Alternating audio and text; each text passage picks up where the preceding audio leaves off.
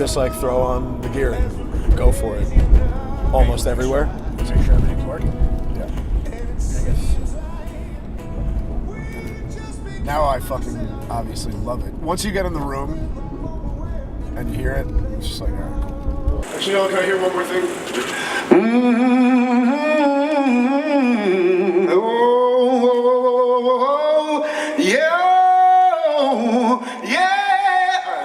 Paramount is one of my favorite places in the world to play, not only because it's big, but it's run by incredibly beautiful people who we've managed to establish a relationship with that transcends the music. It's important to have venues who care about the quality of the experience that they provide and aren't just fucking rooms. It's big and it's comfortable and they really care about the experience of the artist, and that's important.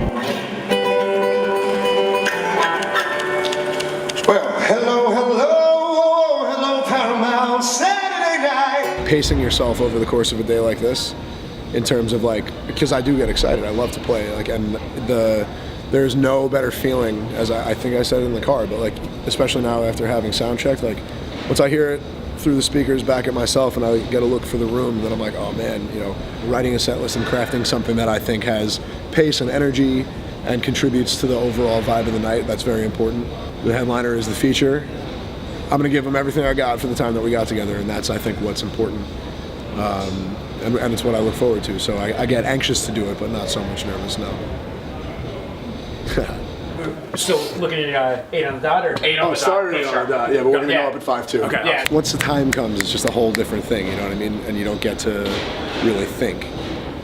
Somebody and I are going to share something tonight, and I might not even know about it. I think that that's really cool too. And I'm doing it just as much for me as for anybody in the crowd, because that's what we're here to do. You know, like, you create from within.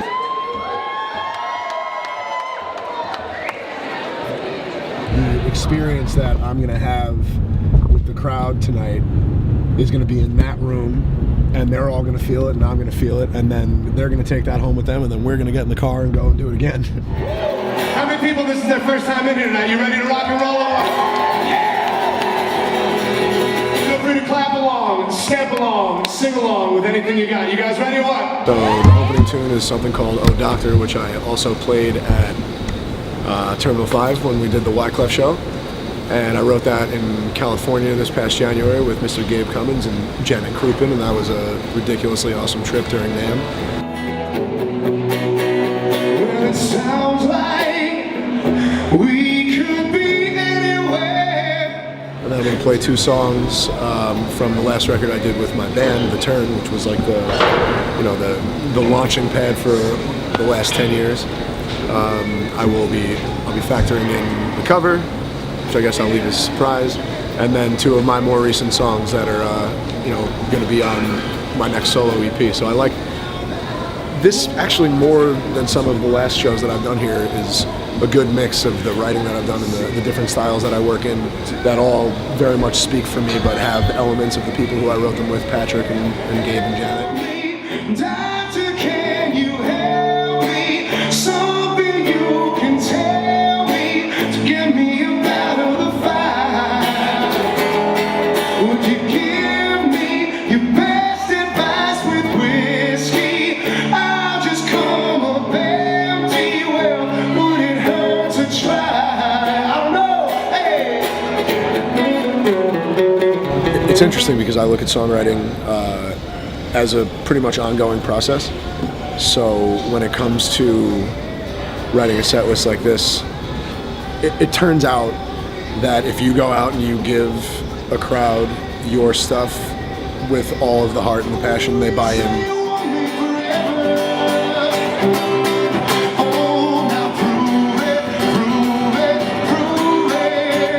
You say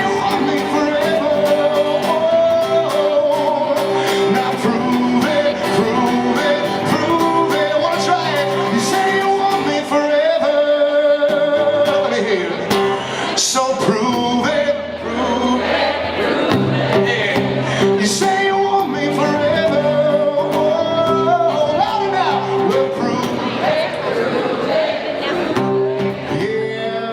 30 minutes for me generally tends to be about 6 songs.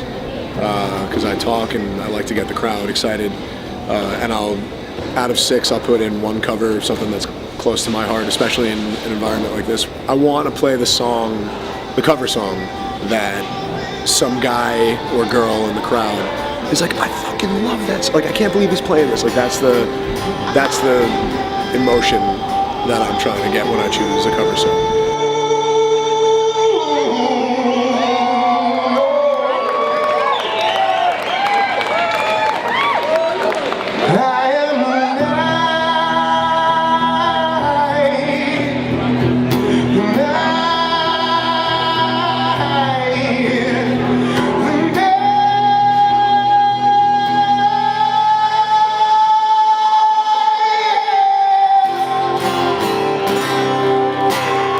You get better the more you do it, and doing it more makes you better as a person. One more time, say, oh yeah! I'll see you again soon. My name is Brian Riff. Send you bartenders. Have a great night, guys. Thank you so much. 26. Get out of here, really? Oh, 29. Boom! Sorry. That's what I'm saying. Hey, 29. The adventure will continue, and the second show, I'll probably be on some sort of adrenal high. I'll also probably get stoned again. That's the whole thing. Everything that led up right to this moment, so we can go do it again. Whew. Did I bring my hoodie today? I don't even remember. That was fun. That was fucking great. So we were getting in the car from Huntington, New York, which is on the north shore of Suffolk County, and we are going to drive on the Long Island Expressway to the financial district in Manhattan, where I'm going to play another show with the Brit Pack at Ulysses, and it's going to be the shit. Pretty badass. The direction will be over there a lot looser, in terms of it'll really exemplify. It's just gonna be a group of guys on stage making a whole bunch of music, and it'll take on a life of its own. Rule number 1, always have a change of clothes. Rule number 2, always have water in the car. Doesn't matter what you're doing. I don't even care if you make music. Keep water in the car. The ride, man, the ride is, so much of it. You should reach your destination by 10:03 p.m. And then when we're at Ulysses, it's much obviously smaller place, lower ceilings. It's not lofted, and we're gonna be so much closer to the people. Whenever you see festival footage, it's like the stage, and then 40 feet of barricade, and then the people, and that can be disorienting. When we get to Ulysses, it's just like, it's face to face.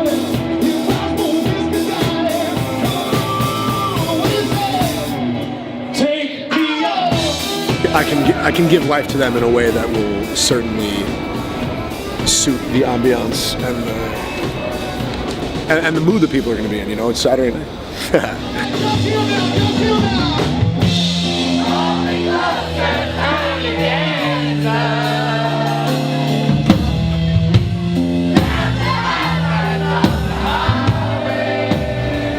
You feel like a closeness with other people who are out just working on it, trying, really working on it.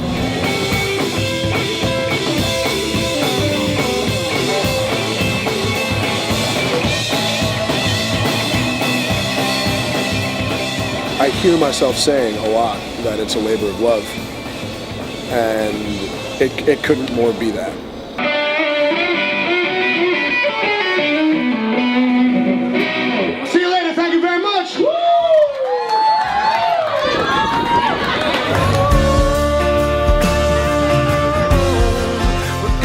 The thing that I love so much about just getting out there and being out there is that you can post on Instagram and you can get lots and lots of views on YouTube, and that's all awesome.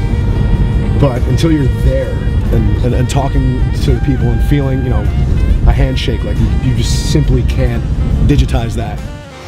So we're about 10 hours in, 2 gigs and roughly 3 hours of music, a lot of driving, a good amount of mileage, I want to say about 100, 120 miles, and really, really great company. Really awesome to get up and know that we're going to rock and roll.